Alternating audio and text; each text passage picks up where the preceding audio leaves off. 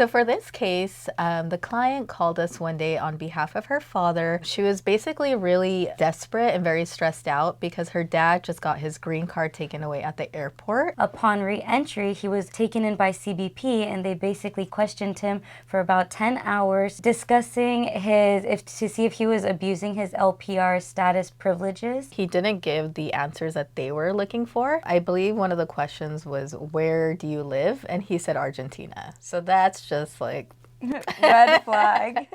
He's basically admitting that his residence is not in the US, but even though it actually is, but that's the answer he gave. He didn't know how to answer. He was giving a lot of his answers in Spanish, and a lot of things were just getting lost in miscommunication. And at some point, they decided to call his daughter, who spoke better English. She was very straightforward about the fact that he didn't want to abandon his green card, and then to please let him move forward, and that if there was anything further to discuss, that they would rather take it at court.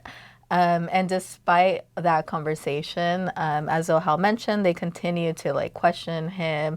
They kept him there for more hours.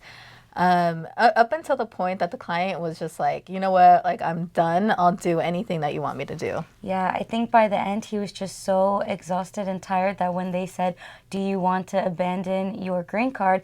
I remember reading in the transcripts, he just said, okay, and then basically signed the I-407 form. So we had to do 3 packets, and I remember one was dedicated towards CBP, so that was just seeing if we could get his green card reinstated without having to go through USCIS or anything like that. The other one was a more formal I-407 rescind petition.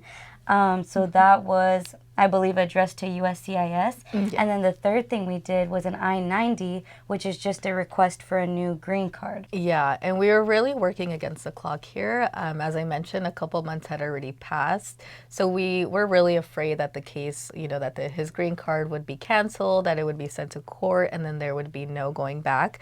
So the client was working really hard. We were working really hard.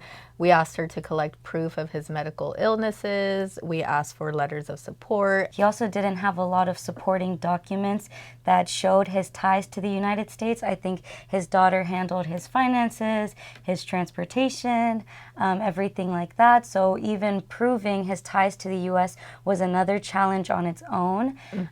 But we tried focusing on his family. He has a lot of U.S. citizen grandchildren.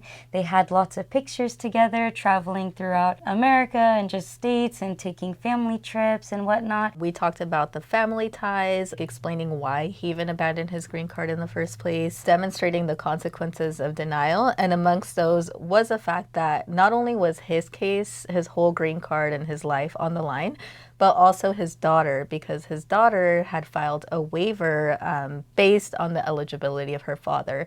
So really the whole family was stressed out for many reasons. During the past year, they've been under a lot of stress, not knowing what would happen with their case. So recently we did get the approval, and the dad is in the process of getting his green card reinstated.